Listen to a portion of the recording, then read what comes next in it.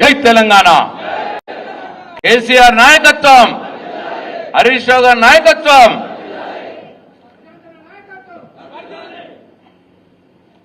ఈరోజు ఈ కార్యక్రమానికి అధ్యక్షత వహిస్తున్నటువంటి కామారెడ్డి జిల్లా బీఆర్ఎస్ పార్టీ అధ్యక్షులు సోదరు ముజీబుద్దీన్ గారికి, ఉద్యమకారుడు తానాజీరావు గారిని మళ్ళీ తిరిగి సొంత ఇంట్లోకి తీసుకురావడానికి హైదరాబాద్లో చాలా పనులు, చాలా మీటింగ్లు ఉన్నా మరి వాళ్ళ ఉద్యమకారుని మళ్ళీ వెనక్కి తీసుకురావడం కంటే పెద్ద పని నాకు ఏముంటుందన్నా అని చెప్పి అక్కడి నుంచి ఇక్కడి దాకా మరి ఈరోజు గాంధారి దాకా వచ్చినటువంటి టీఆర్ఎస్ పార్టీ ఆవిర్భావం నుంచి కేసీఆర్కి వెన్నంటి ఒక రాముడికి ఆంజనేయుల్లాగా ఎటనైతే ఉంటాడో కష్టాల్లో సుఖాల్లో అన్నిటికంటే ముఖ్యంగా కష్టకాలంలో అనేక క్లిష్ట పరిస్థితుల్లో పార్టీ కోసం తన రక్తాన్ని ధారపోర్చినటువంటి నాయకుడు. 10 సంవత్సరాలు తెలంగాణ ప్రభుత్వంలో అత్యంత కీలకంగా వ్యవహారం చేసి ఆయనకున్నటువంటి శాఖల్ని సమర్థవంతంగా నిర్వహించి ఇవాళది సాగునీటి రంగం కావచ్చు, వైద్య రంగం కావచ్చు, మార్కెటింగ్ రంగం కావచ్చు, అట్లా ఫైనాన్స్లో కావచ్చు, ప్రతి దాంట్లో న్యాయం చేసి తనమైన ముద్ర వేసుకొని ఇవాళ ఈ రాష్ట్రంలో ఉన్నటువంటి ప్రతి ఒక్క కార్యకర్తకు నేనున్నానంటూ అండగా నిలిచే గుణం ఉన్నటువంటి నాయకుడు గౌరవనీయులు, నాకు సోదరు లాంటి వారు మొదల నుంచి పార్టీ ఆవిర్భావం నుంచి నాకు సలహాలు సూచనలు ఇస్తున్నటువంటి నా సోదర సమానులు గౌరవనీయులు హరీష్ రావు గారికి, అట్లాగే మీ అందరి ప్రియతమ నాయకుడు, మీ అభిమాన నాయకుడు, ఒక నాయకుల్లా దర్పం పోకుండా మీలో ఒకటిగా, మీకు అన్నగా, మీకు తమ్ముడుగా, మీ ఇంట్లో బిడ్డగా ఉంటూ మెదులుకుంటూ ఎల్లారెడ్డి నియోజకవర్గంలో అనేక అభివృద్ధి కార్యక్రమాలు చేపట్టినటువంటి తెలంగాణ తొలి ఉద్యమకారుడు, ఈ ఎల్లారెడ్డి నియోజకవర్గ మాజీ శాసనసభ్యులు, రేపు కాబోయే శాసనసభ్యులు సోదరులు సురేందర్ గారికి, అట్లాగే కామారెడ్డి జిల్లాలో సీనియర్ నాయకులు, మాజీ ప్రభుత్వ విప్, కామారెడ్డి మాజీ శాసనసభ్యులు గౌరవనీయులు పెద్దలు గంపగోధనన్న గారికి, అట్లాగే కామారెడ్డి నిజామాబాద్ జిల్లా ఉమ్మడి నిజామాబాద్ జిల్లా పరిషత్ చైర్మన్గా పనిచేసినటువంటి సోదరులు దఫేదార్ రాజు గారికి, ఈ రాష్ట్రంలో విద్యార్థి ఉద్యమానికి తొలి సంతకంగా ఉండి ఇవాళ ఉద్యమంలో కేసీఆర్ గారి వెంబట నడిచినటువంటి నాయకులు, రాష్ట్ర ఎస్సీ కమిషన్ చైర్మన్ గౌరవనీయులు ఎర్రల శ్రీనివాస్, అట్లాగే మాజీ ఎల్లారెడ్డి శాసనసభ్యులు జనార్దన్ గౌడ్ గారికి, అట్లాగే ఈరోజు పెళ్లి కొడుకు మీ అందరి అన్న, నాకు కూడా అన్నలాంటి వాడే గౌరవనీయులు తానాజీరావు గారికి,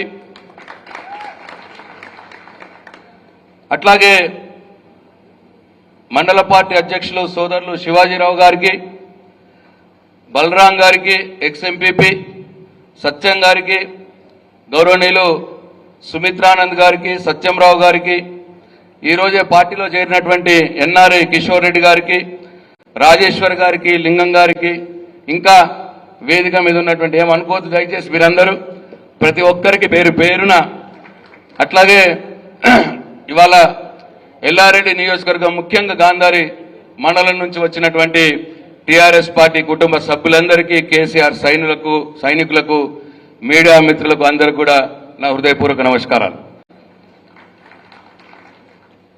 మొట్టమొదలుగా తానాజీరావు గారిని తిరిగి మన ఇంట్లోకి సాదరంగా వారిని ఆహ్వానిస్తూ రేపు రాబోయే స్థానిక సంస్థల ఎన్నికల్లో టీఆర్ఎస్ పార్టీ అభ్యర్థులను గెలిపించే బాధ్యత మోయవలసిందిగా నేను తానాజీరావు గారిని కోరుతా ఉన్నాను. అయితే తను అన్న ఒక సూచన, తానాజీరావు గారు కావచ్చు, శివాజీరావు గారు కావచ్చు, కార్యకర్తలకు గౌరవం ఇవ్వాలి అనడం అనేది చాలా వాస్తవమైన విషయం. కార్యకర్తలకు గౌరవం ఇచ్చుకోవడం అంటే నీది నీకు, మాది మాకు, మమ్మల్ని గౌరవించుకున్నట్టు లెక్క, పార్టీని గౌరవించుకున్నట్టు లెక్క. కాబట్టి మీరు ఇచ్చిన సూచనని ఇక్కడ వేదిక మీద ఉన్న ప్రతి ఒక్కరం పాటిస్తామని చెప్పి మీకు మాట ఇస్తూ,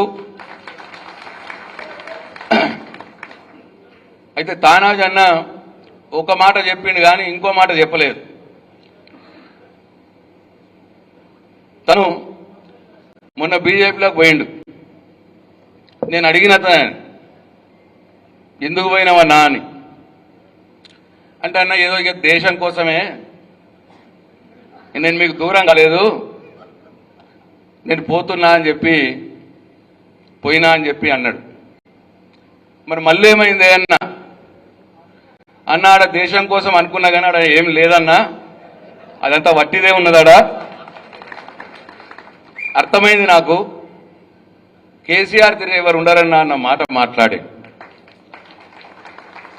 నిజంగా కూడా తనన్న ఇంకో మాట అన్నాడు, రాష్ట్రం కోసం దేశం కోసం అనుకున్నా, రాష్ట్రం కోసం కూడా ఏమవుతుంది అనుకున్నా, కానీ రాష్ట్రం కోసం కూడా ఏమీ జరగదన్నా వాళ్ళతోటి, కేసీఆర్ తోటే జరుగుతుంది అని ప్రగాఢంగా నమ్మి మళ్ళీ నేను మన సొంత ఇంట్లోకి వస్తున్నా అని చెప్పి మాట మాట్లాడే.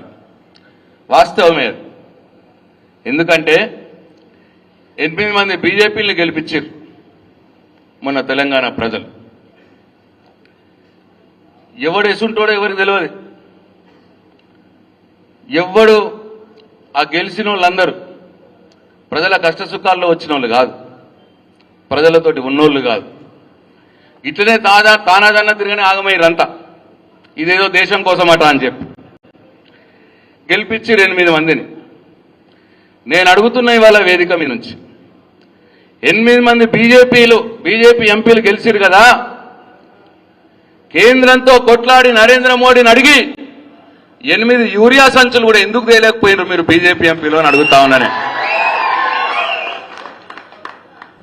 8 మంది బీజేపీ ఎంపీలు ఉన్నారు కదా, తెలంగాణ రాష్ట్రానికి రావాల్సినటువంటి అనేక, ఇవాళ దేశంలో అన్ని రాష్ట్రాలకు మెడికల్ కాలేజీలు ఇస్తాడు మోడీ, తెలంగాణకు మాత్రం ఒక్క మెడికల్ కాలేజ్ రాదు. అట్లనే దేశంలో కొత్త జిల్లాలందరికీ నవోదయ పాఠశాలలు ఇస్తారు, తెలంగాణకు మాత్రం రావు నవోదయ పాఠశాలలు. ఏం చేస్తున్నారు బీజేపీ ఎంపీలు మీరు గెలిచి? ఎందుకు నరేంద్ర మోడీని చూడంగానే ఉచ్చబడతాను మీకు? తెలంగాణ రాష్ట్ర ప్రజల ప్రయోజనాల కంటే ఎక్కువ, తెలంగాణ రైతులకు యూరియా ఇచ్చేదానికంటే ఎక్కువ మీకు ఇక ఏమున్నది అని చెప్పి నేను బీజేపీ ఎంపీలను అడుగుతా ఉన్నా. అది అర్థమయ్యే తానాజన్న మళ్ళా వచ్చిండు వాపస్. 8 మంది బీజేపీ ఎంపీలు ఉన్నా తెలంగాణ రాష్ట్రానికి జరిగిందేమీ లేదు, వీళ్ళేం చేస్తలేరు, వీళ్ళక్కడ నరేంద్ర మోడీని అడుగుతలేరు అన్న భావన ఇవాళ తెలంగాణ రాష్ట్రంలో ఉన్నటువంటి అందరికీ ఉన్నది. బీజేపీ పార్టీలో ఉన్నటువంటి కార్యకర్తలకు కూడా ఇప్పుడు వస్తా ఉన్నది అని చెప్పి నేను మనవి చేస్తా ఉన్నా. కాబట్టి ఇవాళ పొద్దున్నే జైరాబాద్ నియోజకవర్గం నుంచి వచ్చి హరీష్ గారి నాయకత్వంలో అక్కడ జైరాబాద్ ఎమ్మెల్యే గారి ఆధ్వర్యంలో బీజేపీ పార్టీ నుంచి సర్పంచ్లు, ఎంపీటీసీలు వచ్చి వాళ్ళ పార్టీలో జాయిన్ అయినారు. ఇవాళ తానాజీ గారు వారితో పాటు కూడా బీజేపీలో ఉన్నటువంటి చాలా మంది మిత్రులు ఇవాళ టీఆర్ఎస్ పార్టీలో జాయిన్ అయినారు. అంటే బీజేపీ మీద భ్రమలు తొలగిపోతా ఉన్నాయి. తెలంగాణ రాష్ట్రానికి బీజేపీ వల్ల ఒరిగేదేమీ లేదు. ఇవాళ ఈ తెలంగాణ రాష్ట్రం ట్యాక్సుల పేరు మీద, జీఎస్టీ తదితర ట్యాక్స్లు ఒక 7 లక్షల కోట్లు, ఇన్కమ్ ట్యాక్స్ ఒక 3-3.5 లక్షల కోట్లు, తెలంగాణ రాష్ట్రం నుంచి 10-10.5 లక్షల కోట్లు మనం ట్యాక్సులు కడుతుంటే ఇవాళ మన తెలంగాణకి ఇస్తున్నది కేవలం 4 లక్షల కోట్లు మాత్రమే వాపస్. అంటే మన 6 లక్షల కోట్లు దాదాపుగా ఉత్తరప్రదేశ్లో పెడతా ఉన్నారు, బీహార్లో పెడతా ఉన్నారు, గుజరాత్లో పెడతా ఉన్నారు.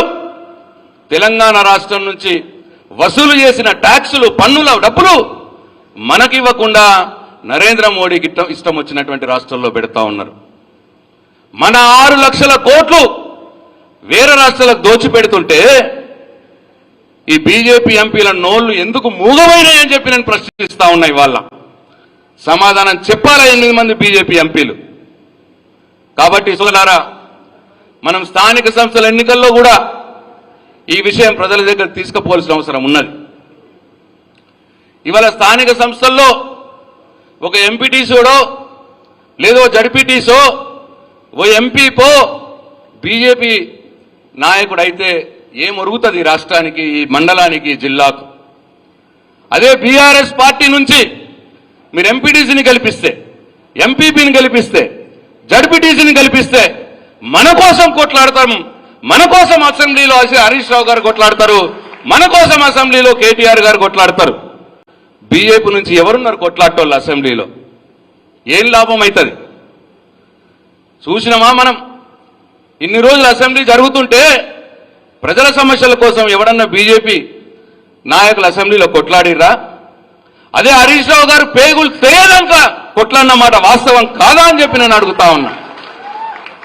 అందుకే ఏనాటికైనా తెలంగాణ రాష్ట్రంలో ఈ తెలంగాణ రాష్ట్ర ప్రజలకు, తెలంగాణ రాష్ట్రానికి టీఆర్ఎస్ పార్టీయే శ్రీరామ రక్ష, కేసీఆర్ఏ శ్రీరామ రక్ష అనే విషయం మనం ఇవాళ ఊర్లలో చెప్పాల్సిన అవసరం ఉన్నది. బీజేపీకి ఓటు వేస్తే అది మురిగిపోతుంది. బీజేపీ నుంచి కొట్లాటోడు ఎవరు లేడు. ఈ MPTC, BJP MPTC, BJP ZPTC ఎక్కడికి పోతాడు? ఎవరిని అడుగుతాడు? మన సమస్యల కోసం ఎవరిని నిలదీస్తాడు? ఎక్కడ నిలదీస్తాడు? నిలదీయాల్సిన అసెంబ్లీలో నిలదీసే నాయకులు మనకున్నారు. హరీష్ రావు గారు, కేటీఆర్ గారు అసెంబ్లీలో ఉన్నారు. కాబట్టి ఈ విషయం మనం అందరం కూడా ప్రజలకు తీసుకుపోవాల్సిన అవసరం ఉన్నది అని చెప్పి నేను భావిస్తా ఉన్నా. మీరందరూ కూడా ఆ దిశలో రాబోయే స్థానిక సంస్థల ఎన్నికల్లో పనిచేయాలని చెప్పి మిమ్మల్ని కోరుతా ఉన్నా. నేను గుర్తు చేస్తా ఉన్నా, ఇవాళ రేవంత్ రెడ్డి ముఖ్యమంత్రి ఉన్నాడు. ఏమంటున్నాడు? వాన్ పరువు వాడు తీసుకుంటాడు, ఈ రాష్ట్రం పరువు తీసుకుంటున్నాడు. ఆయన నన్ను చూస్తే దొంగతిగా చూస్తా ఉన్నారు, చెప్పులు ఎత్తుకపోయేటట్టుగా చూస్తా ఉన్నాడు అని చెప్పి చెప్పుకుంటా ఉన్నాడు. ఆయన పరువు తీసుకుంటున్నాడు. ఏమి లేదు మన దగ్గర, తెలంగాణ రాష్ట్రంలో పైసలు లేవు, బిచ్చగాళ్ళం అయిపోయినాము అని మాట్లాడుతున్నాడు. రాష్ట్రం పరువు తీస్తా ఉన్నాడు. అటువంటి వ్యక్తి మనకు ముఖ్యమంత్రి అవసరమా అని చెప్పి నేను అడుగుతా ఉన్నా. అవసరమా? ఇవాళ బతుకమ్మకు 2 చీరలు ఇయ్యే సాధన అయితే లేదు. బతుకమ్మకో పాపం మన అక్క చెల్లెలకు 2 చీరలు ఇచ్చే సాధన అయితే లేదు. కానీ అదే సందర్భంలో లక్షల కోట్లు పెట్టి ఫ్యూచర్ సిటీ కడతాడట, అమెరికా చేస్తాడట, అమెరికానే కడతాడట. ఇక మేము వస్తుంటే మొన్న వర్షాలకు చెడిపోయిన చిన్న చిన్న బ్రిడ్జులు చక్కగా చేసే తెలివి లేదు, తెగిపోయిన రోడ్లు మంచిగా చేసే తెలివి లేదు. కానీ మూసీ కోసమట 1.5 కోట్లు ఖర్చు పెడతాడట. అంటే దీని అర్థమైంది? ఎల్లారెడ్డి నియోజకవర్గానికి ముఖ్యమంత్రి వచ్చి ఇక్కడ చెడిపోయిన రోడ్ల కోసం, చెడిపోయిన పంటల కోసం, తెగిపోయిన బ్రిడ్జిల కోసం 1 రూపాయి ఇయ్యే శాతం అయితే లేదు, 1 రూపాయి ఇయ్యే మనసు అయితే లేదు. కానీ మూసీ కోసం అట 1,00,000 కోట్లు ఖర్చు పెడతాడట, 1,50,000 కోట్లు ఖర్చు పెడతాడట. ఫ్యూచర్ సిటీ కోసం 4 లక్షల కోట్లు ఖర్చు పెడతాడట. అంటే ఎల్లారెడ్డి నియోజకవర్గంలో బ్రిడ్జి తెగిపోతే దానికి 1 కోటో 2 కోట్లో ఇస్తే ముఖ్యమంత్రి రేవంత్ రెడ్డి కమిషన్ రాదు కదా. తెగిపోయిన రోడ్డు 50 లక్షలతో వేస్తే కమిషన్లు రావు కదా. రైతుల ఖరాబైన వరి పంటకు పైసలు ఇస్తే రైతుల దగ్గర కమిషన్లు రావు కదా. అదే 1,50,000 కోట్లతోటి మూసి రివర్ ఫ్రంట్ను కడితే దాంట్లో కమిషన్లు దొబ్బుకోవచ్చని ఆలోచన. ఎవరు అడగని అక్కరకు రాని 4th సిటీ అట, ఫ్యూచర్ సిటీ అట, అది కడితే దాంట్లో ఉన్న భూములు అమ్ముకొని మూటలు సంపాదించుకోవచ్చన్న ఆలోచన. జాగ్రత్తగా మనం ఆలోచన చేయాలి. తెలంగాణ ప్రజలకు నువ్వు ఇచ్చిన హామీని నెరవేర్చడానికి నీకు డబ్బులు లేవు, కానీ 1,00,000 కోట్లు మూసి మీద ఖర్చు పెట్టడానికి నీకు డబ్బులు వస్తాయి. 1,00,000 కోట్లు ఫ్యూచర్ సిటీ మీద ఖర్చు పెట్టడానికి నీకు డబ్బులు వస్తాయి. హామీలు అమలు పరుస్తే కమిషన్లు రావు కదా. 2,500 మహిళలకు ఇస్తే కమిషన్ రాదు కదా. 4,000 వృద్ధులకు పెన్షన్లు పెంచితే నీ కమిషన్లు రావు కదా. అదే మూసి రివర్ ఫ్రంట్ 1,00,000 కోట్లతోటి ఖర్చు చేస్తే నీకు కమిషన్లు వస్తాయి దాంట్లో. కాబట్టి ఇవాళ ఇది దోపిడీ కోసమే, కేవలం రియల్ ఎస్టేట్ దందాలు చేసుకొని ఈ రాష్ట్రాన్ని దోచుకోవడానికి ఇవాళ ముఖ్యమంత్రి రేవంత్ రెడ్డి ప్రయత్నం చేస్తా ఉన్నాడు. వారి ప్రయత్నాన్ని అడ్డుకుంటున్నారే మన హరీష్ రావు గారు, కేటీ రామారావు గారు. 6 అడుగుల బుల్లెట్ ఆ 3 అడుగుల ముక్కుపోయినోన్ని పోయిస్తున్నాడా లేదా? కాబట్టే వీళ్ళ మీద కోపం వస్తున్నది వానికి. ఎట్ల వరి కేటీఆర్ని హరీష్ రావుని జైలు వేయాలి. వీళ్ళని జైలు వేస్తే నన్ను ఎవడు అడగటోడు ఉండడిగా. అప్పుడు మోసీ రివర్ ఫ్రంట్ మీద దోసుకోవచ్చు, ఫ్యూచర్ సిటీ మీద దోసుకోవచ్చు. ఇగో ఈ ప్లాన్ల రేవంత్ రెడ్డి ఉన్నాడు సోదరులారా. ఈ విషయం మనం స్థానిక సంస్థల ఎన్నికల్లో ప్రజల దగ్గరికి తీసుకుపోవాల్సిన అవసరం ఉన్నది అని చెప్పి మీ అందరికి నేను మనవి చేస్తా ఉన్నా. కాబట్టి రేపు ఏ ఎన్నిక వచ్చినా ఎల్లారెడ్డి నియోజకవర్గంలో గాంధారి మండలంలో కేసీఆర్ సైనికులు ఈ గులాబీ జెండా ఎగరాలి అని చెప్పి మీ అందరిని నేను మనస్ఫూర్తిగా కోరుకుంటున్నా. కేసులు పెడతా ఉన్నవాట మీ ఎమ్మెల్యే, ఖబర్దార్ నేను చెప్తా ఉన్నా. కేసులకు బెదిరేటోడు ఎవరు లేడీడా. ధైర్యంగా ఎదుర్కొంటాం. అవసరం వస్తే మేమొస్తాం నిజామాబాద్ జిల్లా నుంచి. అవసరం వస్తే గొప్పగోవర్ధన రెడీ ఉన్నాడు ఇక్కడ కామారెడ్డిలో. అవసరం వస్తే హరీష్ అన్నను కూడా తీసుకొని వస్తాం. ఎవ్వరు కూడా భయపడాల్సిన అవసరం లేదు అని చెప్పి నేను కార్యకర్తలకు భరోసా ఇస్తా ఉన్నా. ఇవాళ గాంధారి మండలంలో నేను వస్తా ఉంటే మక్క పంట కనిపిస్తా ఉన్నది. మా బాల్కొండ నియోజకవర్గంలో, ఆర్మూరులో, కామారెడ్డిలో అన్ని నియోజకవర్గాల్లో కూడా మక్క పంట ఉన్నది. ఇవాళ ప్రైవేట్ వ్యాపారులు 1,800 రూపాయలకు కొంటా ఉన్నారు. మద్దతు ధర 2,400 ఉన్నది. ఎన్నికలప్పుడు ఇదే ముక్కుపోయిన ముఖ్యమంత్రి చెప్పిండు, ప్రతి పంటకు మద్దతు ధర ఇచ్చి కొంటాము అన్నాడు. మెరుగైన మద్దతు ధర ఇచ్చి కొంటాం, ఇంకా 400 ఎక్కించుకుంటాము అన్నాడు మద్దతు ధరకి.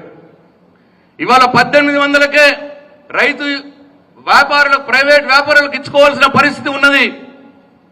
కాబట్టి నేను డిమాండ్ చేస్తా ఉన్నా ఈ రాష్ట్ర ప్రభుత్వాన్ని ఈ వేదిక మీద నుంచి, వెంటనే మక్కల కొనుగోలు కేంద్రాలు ఓపెన్ చేయాలి, ఊరూర పెట్టాలి, మద్దతు ధరతోటి కొనుగోలు ప్రభుత్వమే చేయాలని చెప్పి నేను డిమాండ్ చేస్తా ఉన్నా. అట్లనే సోయాలు కూడా దగ్గర వచ్చిన పంట వచ్చింది. మా షిండే అన్న ఇప్పుడే వచ్చిండు. వారి నియోజకవర్గంలో సోయా పంట ఎక్కువగా ఉంటుంది. సోయా కొనుగోలు కేంద్రాలు కూడా ఈ ప్రభుత్వం వెంటనే ఏర్పాటు చేసి మద్దతు ధర కొనాలని చెప్పి, అది కూడా 1,000 రూపాయలు తక్కువ అమ్ముడు పోతా ఉన్నది, ప్రైవేట్ వ్యాపారులు తీసుకుంటా ఉన్నారు. కాబట్టి మక్కలు 2,800, 2,400 ప్లస్ 400 ఎక్కువ ఇచ్చి 2,800 కొనుగోలు చేయాలి ప్రభుత్వం. అట్లనే సోయా 5,500, సోయా 5,500, దానికి ఇంకో 500 మెరుగైన మద్దతు ధర ఇచ్చి 6,000 రూపాయలకు ఈ ప్రభుత్వం కొనుగోలు కేంద్రాలు పెట్టి కొనుగోలు చేయాలని చెప్పి మీ అందరి పక్షాన, మనందరి సమక్షంలో ఈ ప్రభుత్వాన్ని డిమాండ్ చేస్తా ఉన్నా. తొందరగా ఈ పని జరగాలని చెప్పి నేను కోరుతా ఉన్నా. చివరిగా హరీష్ అన్న గారికి టైం లేదు, నేను ఎక్కువ మాట్లాడేసిన క్షమించాలా. హరీష్ అన్న గారికి మనందరి పక్షాన అంత దూరం నుంచి వచ్చినందుకు కృతజ్ఞతలు తెలియజేసుకుంటూ, తానాజీ అన్నని మరొకసారి మనస్ఫూర్తిగా పార్టీలోకి ఆహ్వానిస్తూ సెలవు తీసుకుంటున్నా. జై తెలంగాణ, జై